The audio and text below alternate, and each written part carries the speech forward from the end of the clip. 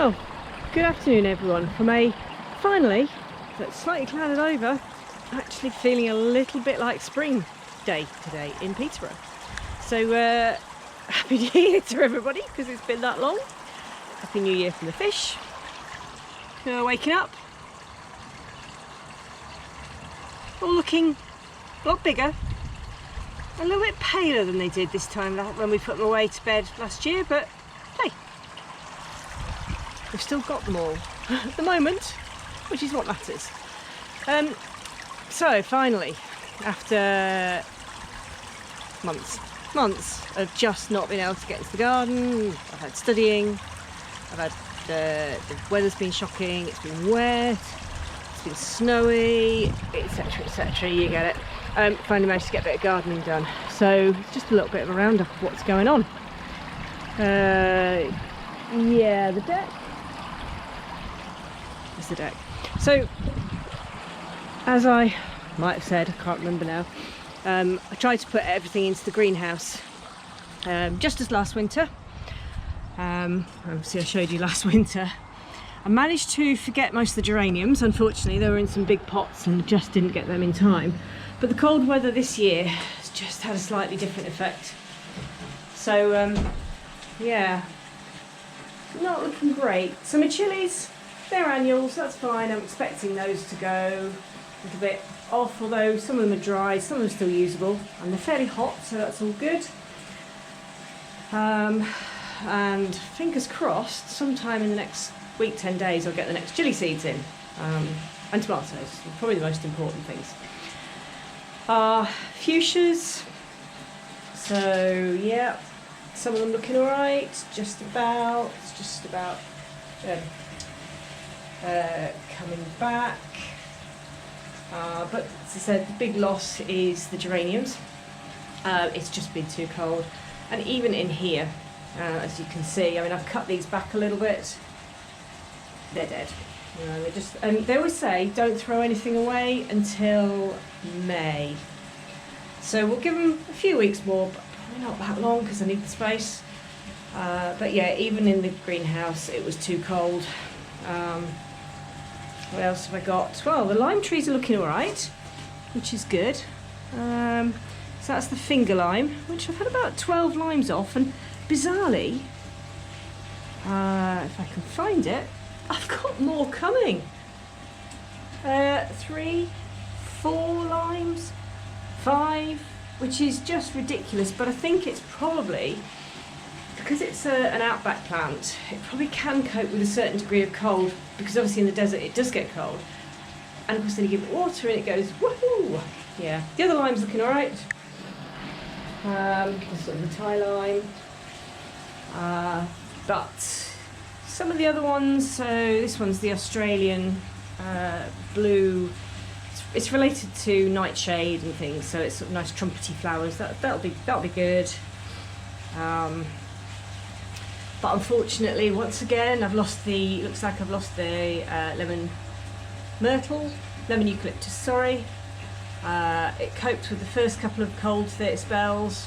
It just didn't cope with the final one last week. And the tamarillo, so I'll have to get another one of those. And some of these other things are quite dormant, so the lantana, which is the pom-pommy, orangey pom-pom one, I'm expecting that to come out. You know, like this Acnestus, it's called, the Australian blue one. And right at the back, the lily, once again, was down to nothing, and it's shooting now. So it was white when I got it. It was pink last year. We'll see what colour it comes out as. So yeah, mixed success. A couple of the expensive ones not done very well, but actually, I've still got lily pillars. I've still got limes. It's not too bad, all in all, considering the weather we've had. What else have we got? Oh yeah, so I've been pruning the fruit back. So yeah, we've got Tayberry, Loganberry, blackcurrant. Now this one, I don't know if I've shown you this before, but about 10 years ago it was a little self-seeded blackcurrant under my previous bush, and last year I got the first lot of blackcurrants off it, so well chuffed about that. Josterberry, that was a cutting from someone's garden. That's a cross between gooseberry and blackcurrant. got 2 last year, so we'll have to see if what happens this year. I think I should do something with them and see what they taste like. Raspberries, currants, red and white, brambles. Actually, they're the best brambles in the world, these. So we keep them and just hack them back every so often.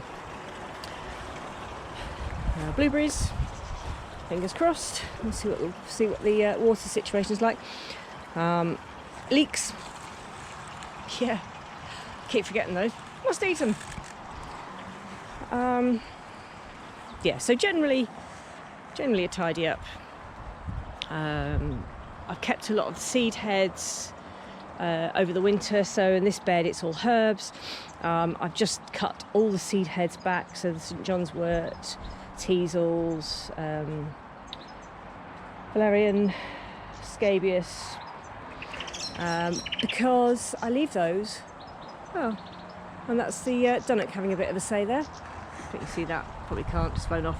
I leave those for the birds, because a lot of the birds like seeds, particularly goldfinches. So although we put seeds out, even if we're not around, we can't actually fill the feeders, then they get a chance to have a bit of snap and keep coming back. We've had a great year for birds. We've had male blackcaps, or male blackcap multiple times. We've had female before, but we've had both of them. We've got a flock of about 5 greenfinches at the moment, come visiting every morning. So well happy with that. It just means that we need to remember to clean the bird feeders every so often, because apparently they're quite susceptible to, I think it might be E. coli, or anyway, some bacteria that hangs around in bird feeders, so we need to be a little bit more careful. I've got those. What else? So, unearthing the strawberries. Did I show you last year? New strawberry bed. This is this fantastic bed. These really big, if I'm repeating myself, I apologise. These big things were the main beams for the house roof. So recycle, reuse, reduce, etc. They're now the strawberry bed. These are all the strawberries and the runners that came off the strawberries I had before. I had about 40 plants. Somewhere in here, there's 14 or 15. I found 6. Because it was a new bed, put new topsoil, and this is the worst topsoil for seeds and that I have bought. It's about 3rd or 4th lot of topsoil that we bought, and it's just rampant. These started coming up last year and obviously just didn't get out to clear them. But it looks like it's absolutely full of wildflowers. So I'm guessing, knowing who we got it from, this is probably the topsoil from a new quarry. Possibly out towards Northamptonshire, I suspect, because I know that's the quarry they're cutting at the moment. But all sorts of things. So, so there's these, which I am fairly sure, I've taken these out, I might plant them on. Little bit green, scabby thing, dying things. I think they're scabious. Actually, there's sort of not many of those around, and they're not as common as they used to be. Obviously, I've got one in the chimney over there. So, what else have we got? There's possibly some teasels. This is a white and yellow daisy thing. I can never remember the name, but it's the one that's some of the neonicotinoid what do you call them? Insecticides are made of, which I've had this in the garden before. This is a cabbage. It's a bittercress, I think. So it's a member of the cabbage family. That might be forget-me-not. Some sort of parsley family here of 2 different types. Whether it's cow parsley, maybe that one. That one's not, because it's got a hairy stem. I can't see any purple spots, so it doesn't look like hemlock. There's vetch in here, just all sorts of things. And of course, I want some strawberries. Well, if we want some strawberries, I'm going to have to dig them all up. At the moment, I'm just contemplating whether to have an experiment and just put some of this soil to grow and see what actually comes out and actually flowers. What else we got? A bit of groundsel. Now that is poisonous. I tend to pull that out. That gets everywhere. And unfortunately, there's also couch grass. So, which is why this is all coming out now before that spreads anymore. But yeah, I might do that little interesting experiment to see what grows. See if there's any wildflowers that grow in here that don't naturally grow as weeds in the garden. Yeah, what else? So, did a bit of messing around last year. So the barrel, which had all the toys in, half of it there, half fell apart, but we saved part of it for a planter. This plant was looking very unhappy and a little bit overshadowed by in the herb bed that I've just shown you. So that's been replanted. And interesting hoops. Always love a bit of rust. Some little alpines. That's thrift. That's looking all right. I can't remember what these are. I think they're pigweed. I think they might be replaced if I don't see anything in a couple of weeks. Obviously, with the shallow roots, they're going to be even less happy with the cold than most things. And that's my parents' fire grate. What else? Yeah, the daff's coming out. Well, insects coming out. Bumblebees around. And the gooseberries. So, I've got 3 gooseberry plants in here. Did get some off last year, which is fantastic. They're not in the best place, but just had no other room.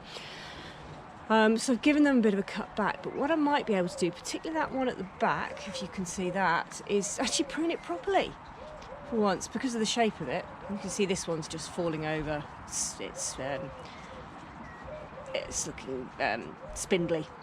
But that one at the back. So the idea is to thin out the middle of the plant. Apparently this is how you do it. This one's not really going to be ready for that yet, but so I've started to cut back in the middle here, so you get like a goblet, and then hopefully you'll be able to pick the gooseberries without getting too prickled. Hellebor's looking good, and the Mahonia looks a bit scrubby at times, but you know, I like the smell, and it's really early. Yeah, we'll gloss over this bit. I haven't touched that yet. And the other one is the spring bed, which unfortunately again just didn't get out here to weed it till a couple of weeks ago. And let's see what's at. Oh, actually, I think there's more out here than I expected. So, cyclamen. These have been doing well actually all winter. And hellebores, so these are self-seeded. I've got a way in the back which I won't go over to because wrens nest over there. So there's a blue hellebore and a pink one. So these are spreading, which is great. We've got violets out already. The celandines. Now that for me, first sign of spring. That fantastic. That bright yellow, so cheery. What we've also got is these. They're called Haketia. I've left the label in because they die right back, so I need to know where they are. And these were, this is soppy, isn't it? All over the woodlands where we went to Slovenia to Bled on honeymoon. So I managed to find 3 plants. There's one at the back, which is just over, and there's another one here at Norrell Garden Centre up north. So yeah. Now one of the other plants was that one. I'm not sure that's going to do. That dies back and comes back each summer, each year. I'm not sure that's going to do anything. That's a little pretty anemone type. Oh, maybe it is actually. Little anemone type thing. And we've got some anemones as well. So yeah. So half the stuff I put in is long gone. And then there's these. Now these are over. They are called hepatica, and that's liverwort. And it was thought, God knows why, that the leaves looked like the lobes of liver. So it must be good for your liver. In fact, it's not. It's really bad for your liver. So I wouldn't suggest trying it. It's the doctrine of signatures. I might have wimbled on about that previously. But yeah, so they're pretty little purple flowers anyway. And finally, so all the blossoms gone. I had to take all the trees out, which I think I mentioned because they've just died off.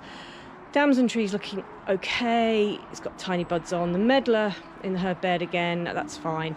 And then we've got sloes. So fingers crossed for sloe gin this year. So that would be fabulous.